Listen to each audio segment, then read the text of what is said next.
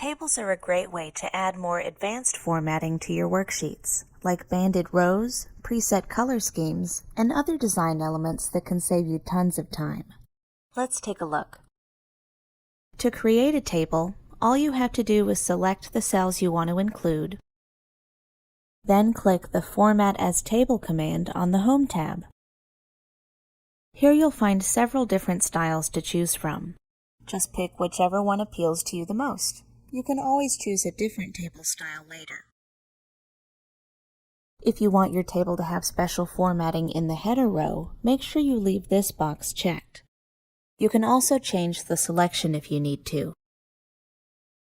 When you're ready, click OK, and now we have a table. Notice that every table includes filtering by default, which will let you sort your data or narrow it down depending on what you need. You can apply filtering anytime using the drop-down arrows here.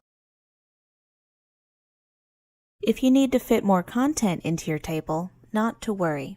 Excel gives you two ways to add more columns or rows in the same style as the rest of the table. Just enter your data in any adjacent column or row, and it'll be roped into the table automatically. You can also click, hold, and drag the bottom right corner to create any size table you need. This is looking pretty good. I think I'm ready to try some different formatting options now. For that, you'll find everything you need on the Design tab, which appears anytime you have your table selected. Remember how I said you could change your table style once you added one to your worksheet? You can do that here using the options in the Table Styles group. And this time you get a preview. This is one of the benefits of using tables in Excel. They make it easy to change the look and feel of your worksheet, and it's a lot faster than formatting the cells yourself. Why don't we go with this one?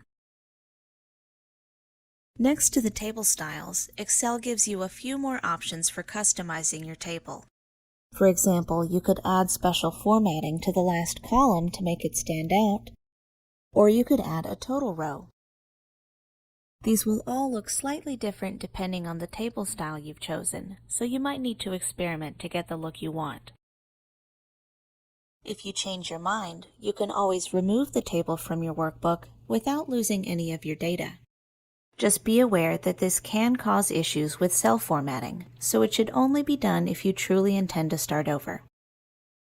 All you have to do is make sure your table is selected, then click Convert to Range on the Design tab. Next, click Yes to confirm, and the range will no longer be a table.